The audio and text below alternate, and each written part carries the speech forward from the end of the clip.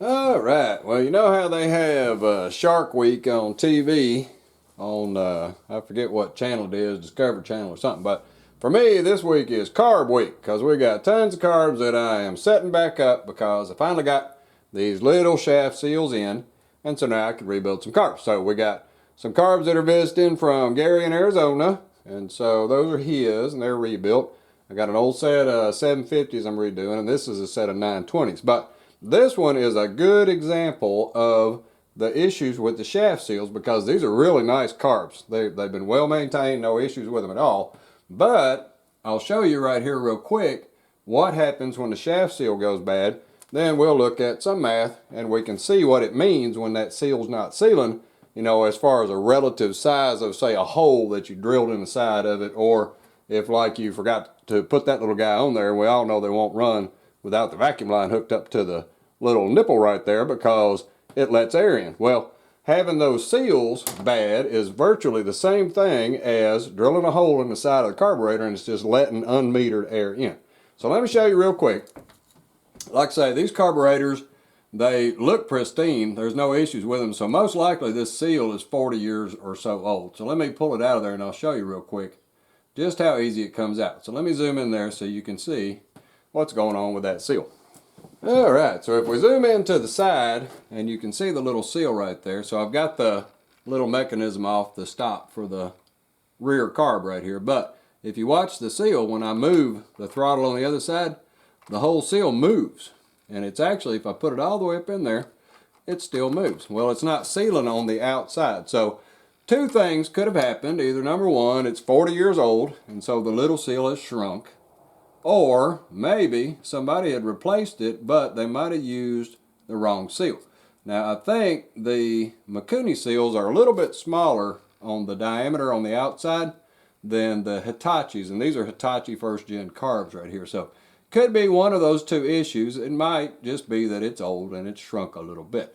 But there's your problem right here. So now let's look at some math as to what happens when that seal is so loose like that compared to a little seal like this. This is one that I have to actually cut down. It's a little bit bigger than it needs to be for the Hitachis, but the ID and the thickness are perfect. So I just have to cut them down a little bit on the lathe and I can get them to fit in here. They're going to seal up these Hitachi carbs really, really well. Alright, so just what does it mean math-wise when we got too small of a seal or a leaking seal or a broken seal from a 40-year-old carburetor? Well, as you can see, if I put them side by side, the green one is much bigger because it actually fits the Hitachi carb. These are smaller, either the wrong size, shrunk, or maybe they're Mikunis, I don't know. But they're the reason why we're going to get some bypass. And keep in mind, there's two of them for each carb, one on one side, one on the other. So if we do a little math, if we look at the OD, it's about 11.5 millimeters. So if you do the circular area of that, you get about 103.7 square millimeters for the outside of this. Well, what happens if you have it too small, maybe just by 0.2 millimeter, which is about 7 thousandths for us non-metric speaking people. But if you do 0.2 millimeter less, which is about what that one probably is, wiggling around, easy to get out, that gives you a area of about 100.3 millimeters squared. So the difference in the areas is about 3.5 square millimeters, somewhere around there. So what does that mean? 3.5 square millimeters as far as a hole. Well, if you took a drill bit and drilled a 1 millimeter hole right in the side of the carburetor, you would end up with a hole that has an area of 3.14 square millimeters, because that's pi, right? So that means that for this right here, just one of those times two, since you got two, is going to put you at a hole that has about 6.2 square millimeters, right? Somewhere around in there, which equates to about a 1.5 millimeter diameter hole that you drilled in the side of the carburetor. So if you're thinking like jet size, you know, like a 41 is your pilot jet for the fuel, a hole that's 1.5 millimeters in diameter is like a 150 jet. So basically you're introducing 3 times the air through that unmetered little hole with this little seal right here being bad 3 times more than what you're actually trying to meter with the fuel on the pilot circuit. So you know it's going to throw things off. And for example, this little vacuum hookup right here, the idea of that hole is about 2.5 millimeters. And we all know what happens if you leave that pipe off. The carb isn't going to run because it's sucking in a ton of air. Well, that's only 2.5 millimeters. We're at 1.5 if we don't have the seals in there. So as you can see, the seals are super important for these carburetors. Mikunis, Hitachis, lawnmower carburetors, whatever carburetors you got, they are extremely important in making sure that you're metering your airflow.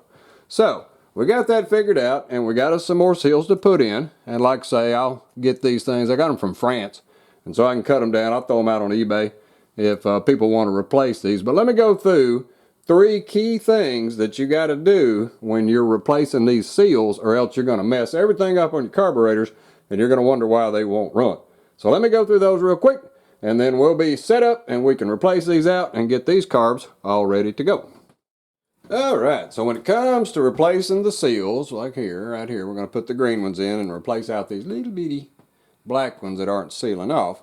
So what are the 3 things that you have to do when it comes to replacing these? Well, what you got to do to replace them is you actually have to split the carbs. So we're going to take this linkage loose, take the bolts loose, take the top loose, and we're actually going to pull the carb off the shaft, replace the seals out, and then put the carb back on. So super simple, not too difficult to do, but there's 3 main things you got to watch out for.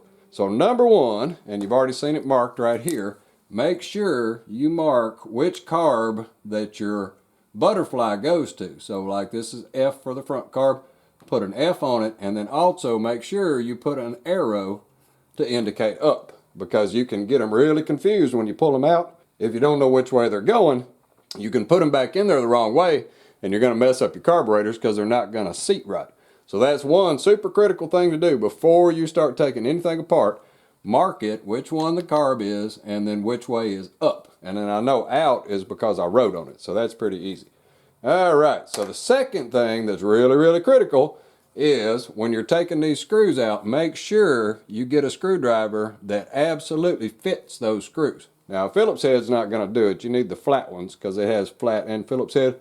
But what you got to do is actually take a screwdriver, and you got to make sure that when you put it in there, it doesn't go all the way to the bottom. It needs to just start in the top of the screw head right there, because what you want to do is make it so tight that it has no wiggle room or it'll strip it out. So you get it such that it's just perfect, and then you tap it down into the screw.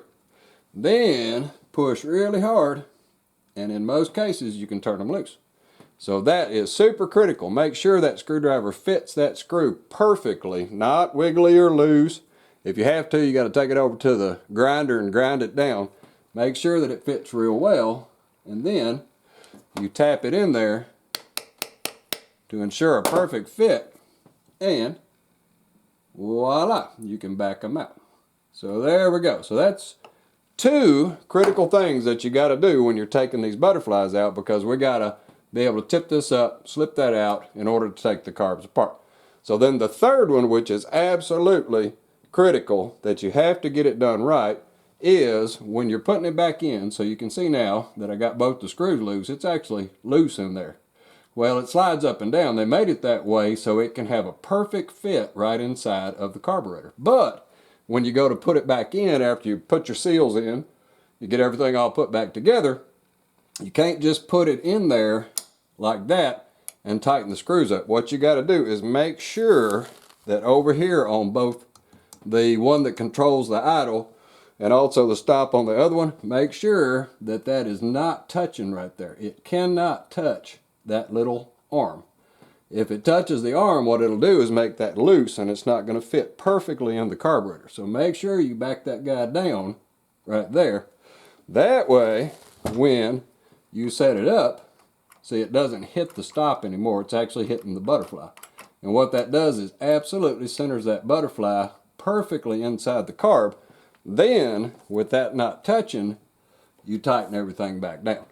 And that way, you got 100% seal in there. If you don't do that, you just put it back in there, and that's touching that right there, the butterfly is going to be down low, and it's not going to block off right. It'll have a gap on top. you'll never be able to sink the carbs. You'll wonder why you're having your fuel mix screw out so far. Well, it's because there's a big gap right there because you didn't let the butterfly absolutely center itself right there. There you go. That's the 3 critical things when it comes to splitting these apart if you're putting new seals in. Make sure you mark them, make sure you got a good screwdriver, and make sure you're not on that little lever right there because you can't get your butterfly in straight. Well, alrighty. Hope that helps someone. I'm going to get to rebuilding on these and we'll get another set done here this week. Well, alrighty. Thanks for watching.